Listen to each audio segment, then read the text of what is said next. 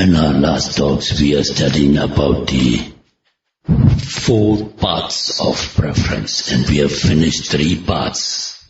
And the subject of today's Dhamma talk is about the 4th one, 4th part of preference, which is regarded as the best part. It is the realization of Nibbāna by contemplating Satipatthana Vipassana Bhavana or mindfulness insight meditation. Nibbāna is the most cherished and the ultimate goal of all Buddhists. All Buddhists aspire for Nibbāna, and so in any kind of religious activity, the final wish is to attain Nibbāna in the shortest possible time. When Buddhists take refuge in the triple gem, that is Buddha, Dhamma and Sangha, it is Nibbāna that they wish for. When they pay respects to parents or to the elders, or when they observe the precepts, their final wish is to attain Nibbāna by doing so. Why do all Buddhists aspire for Nibbāna? Because it was, it is, and it will always be the best, the noblest, and the perfect, passionless happiness. The pleasures that attribute to contact with the 5 endowment pieces, eye and the visual object, ear and the audible object, nose and the odor, tongue and the taste, body and the tactile object, the consciousness and the mind object. These are called Vedika Sukha, the pleasure that is attributed to contact with sense organs. Another kind of pleasure is Santi Sukha. It is not connected with sense organs. It is a supreme consciousness of peace and tranquility, a perfect passionless happiness. In the case of any sensual pleasure, effort has to be made to acquire the material. To enjoy good sights, a person has to search for films or videotapes, or go to stage shows or cinemas. Expenses have to be incurred to watch the films or tapes. To enable him to pay for the expenses, a person has to work.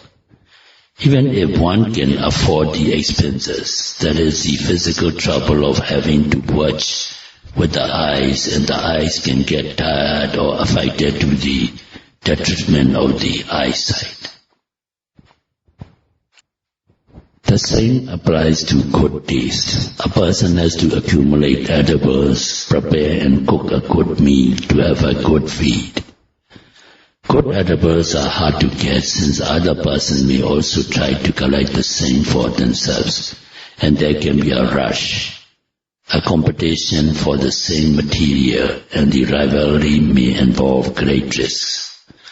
After acquiring the good food, there is the process of eating, chewing, swallowing, etc.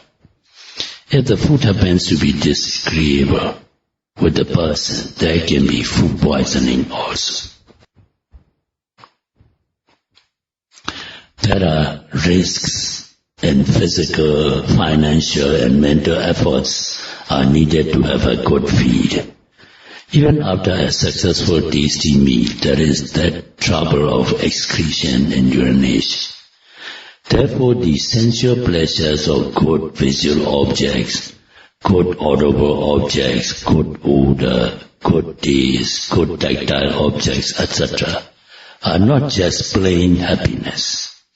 It is a mixed event of dukkha and sukha, or pleasure and suffering.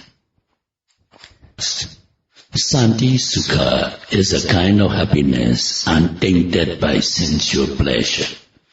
It may be defined as deliverance from the tremors of the body, a fine feeling of peace and rest, a perfect happiness, an extinction of all suffering. It is very hard to give a good similar example of it, but to have an idea of it, the following can be quoted as example. Let us say someone is in jail for his crimes and he is subject to prison atrocities. Naturally, he is very sad, physically maltreated, and the condition of his living there is also very miserable. The quarter allotted for him is very cramped, filled with pests and mosquitoes, full of foul smell, and also the suffering of mental and physical agonies during his stay as a convict. At this very moment, if he is suddenly released from his imprisonment and freed from all miseries that are associated with his jail life, he may not be endowed with the material luxuries of a wealthy person in the normal sense, but the very fact that he has been set free gives him immense happiness, freedom from sufferings. A second example, a person is suffering from leprosy, and leprosy is difficult to treat in olden days also. He is disfigured, his soles are wet all over, and nobody wants to be associated with him socially. He is an outcast. He suffers from pains and aches. As a result of the disease, he is helpless, since he is not able physically and financially. He is almost starving. Such a person would be at the lowest moral and very unhappy. Then he meets a kind and able physician who gives him the latest medicines and cures him of his miserable disease. Imagine how happy he will be. It can be said that it is the happiest moment of his life, but he does not have any material abundance or any riches. But his total cure of the disease is so overwhelming that his happiness is no less than the happiness derived from sensual pleasures. So also, the bliss of Nibbāna is not associated with material acquirement nor connected with sensual pleasure. As stated in the beginning of the talk, it is a supreme consciousness of peace and tranquility, a perfect passionless happiness, the final release from all kinds of sufferings. Now let us try and understand the definition of Nibbāna by questions and answers. What is Nibbāna? Is it a grand palace, or is it a grand and pompous capital city? Is it a shining glass house? Is it a cool and peaceful atmosphere? The answer is no to all these questions. Some definitions are relevant by the following Pali excerpts.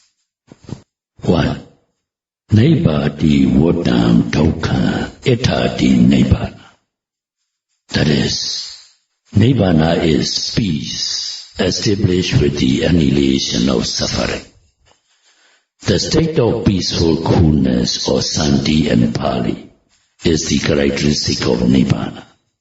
Meditators, while contemplating physical and mental phenomena, suddenly achieve the cessation of all phenomena, and when such cessation occurs, the ember of suffering is extinguished. Then the second quoting is, Nibbāti vodda dukkha etasamai adhikate diva Nibbāna. That is, when the peaceful coolness is achieved, the round of suffering and the realm of defilement, in Pali we call kilesa vada, of action, kama vada, and result of action, vipaka vata, are extinguished or annihilated. There are now 3 complete severances of the wall of existence which signify annihilation and sight of Nibbāna. Number 3. Nibbāyati Nibbāna. That is, in Nibbāna, the round of suffering comes to a peaceful end. Hence, cessation of suffering is Nibbāna. The number 2, Kama Vata. It is the realm of action. That includes both meritorious and demeritorious deeds that contribute to the emergence of the endless round of rebirths. The number 3 is Vipaka Vata. It is the realm of the result of action, usually called karma result. That relates to the consequences of actions, good or bad. Every action produces a resultant of mind, matter, feeling, etc. and causes rebirth in superior or inferior existences as a result of good or bad actions. On realizing Nibbāna, these 3 vatas are extinguished. Here, some of you may not understand clearly as the words are couched in scriptural language. In plain language, what is this realization of Nibbāna? Meditators may ask. Such a question was asked before. At one time, the king Milinda asked Arhan Venerable Nagasena the same question.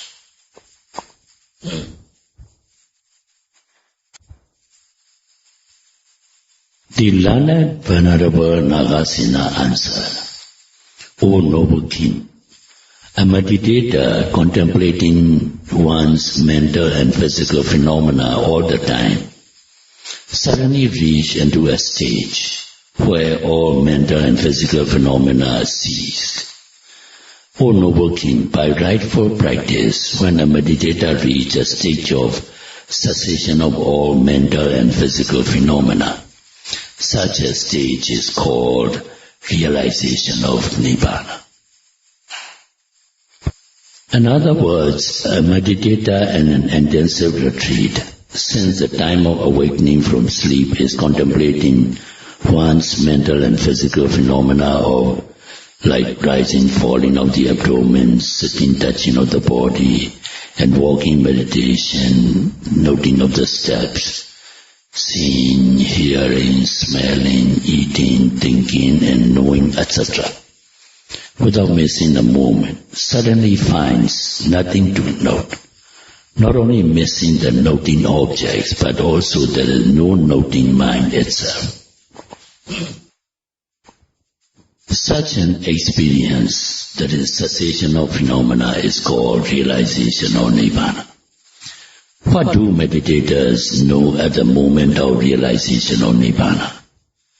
It is to be known by characteristic, function, and manifestation.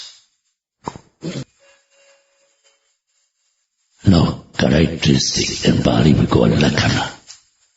The meditator knows the realization of Nibbāna by the characteristic of peacefulness, by the characteristic of cessation of mental and physical phenomena. It is not fallen asleep or not dead or not unconsciousness. Some meditators may think that some of these symptoms like violent vibrations, twitching of the body and etc. and losing of consciousness and falling down etc. are realization of Nibbāna. It is not so. The function. Impulsion or jhana has a very solemn and calm characteristic.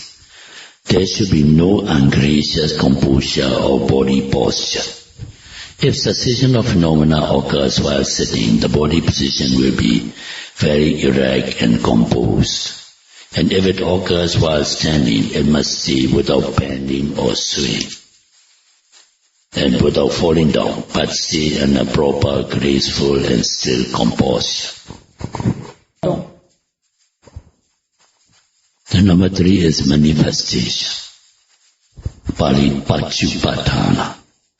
At the time of realization of Nibbāna, meditators will not be conscious of the form, vision or the shadow of the body, etc. Becoming and disappearing of the mind and matter cease altogether, and it becomes peaceful. All motions, forms and visions and shadows vanish. These are the symptoms of the realization of Nibbāna. Now, how do meditators try to achieve Nibbāna? Buddha said, O sons and daughters, to achieve Nibbāna, one had to contemplate Satipatthana Vipassana Bhavana, mindfulness insight meditation, because it is the only way to the realization of Nibbāna. Therefore, our meditators here must know and walking meditation like left step, right step, and sitting meditation, rising, falling of the abdomen, or sitting, touching of the body, and Dhammanupassana like seeing, hearing, smelling, tasting, touching, and thoughts. All the time, under cessation of all mental and physical phenomena is achieved. Because this is the only way to achieve Mega Jnana, Phala Jnana, path and fruition knowledge, and realize Nibbāna. So, contemplating the Satipatthana Vipassana Bhavana or mindfulness insight meditation is tantamount to selecting the best path, Nibbāna, the fourth path of preference. So to conclude the talk, may all our meditators achieve the final release from all